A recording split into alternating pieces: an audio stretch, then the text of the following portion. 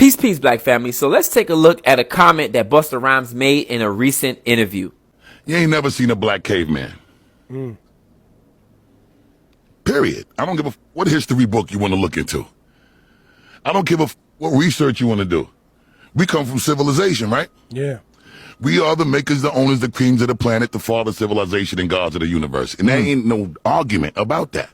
Now you're probably saying, why is that important? Why do we need to know that Africans have never lived in caves and do not come from caves? Because as Michael Bradley says in his book, The Iceman Inheritance, side note, this is Michael Bradley, by the way. Bradley says that since Europeans come from the cave, it created a culture of hostility and violence, one that Africans and indigenous people did not suffer from because they came from a culture of sharing and agriculture. Africans came from a communal culture of sharing and loving and treating each other as equal, and Europeans came from a real aggressive environment, the caves, where they had to fight for their food and their survival. This made them very aggressive and competitive, not only with themselves, but with other people. This cave culture of aggression and hostility towards other people have really worked in the favor of Europeans, because when a lot of indigenous populations ran into Europeans, we came with love and trust and honor, but Europeans came with a bayonet and a Bible. And this is how Europeans were able to colonize the entire world, through aggressions and trickery,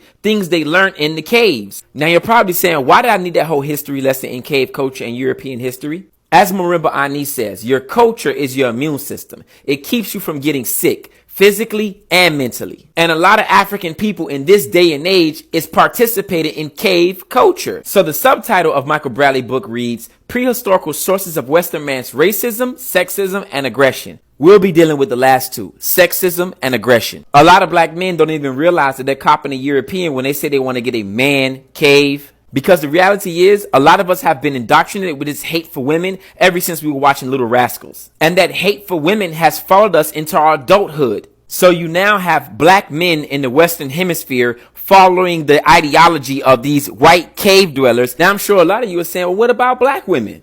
I'm gonna keep it a buck. That female feminism stuff comes right out of the caves too. Black women, y'all follow those female knuckle draggers. This becomes extremely important when we begin to talk about black love, because a lot of us are not practicing African-centered ancient love. We're practicing European sexism and aggression towards each other. And so we have gender wars and practice sexual aggression against our own people the same way the Europeans do. In conclusion, when you understand your history, your culture, and your values, interests, and principles as an African person, you can better plan for a better tomorrow. Quick little side note, Europeans know they come from caves because they have places called caverns. I know a lot of ladies ain't gonna want to hear this, but the idea of eating at restaurants, drinking wine, and candlelight dinners comes out of the caves as well. Because Europeans, when they would eat their food in the caves, it'd be very dark, and they would use candlelight so they can see their food. Black people always eat with the light on. Also, the concept of romance is a very new idea, because prior to the 1600s, people didn't marry for love. And so the concepts that we hold dear, the idea of being romantic, comes from the style of the Romans. And again, you can't have black love copying knuckle draggers. This so easy a caveman could do it. They know where they come from.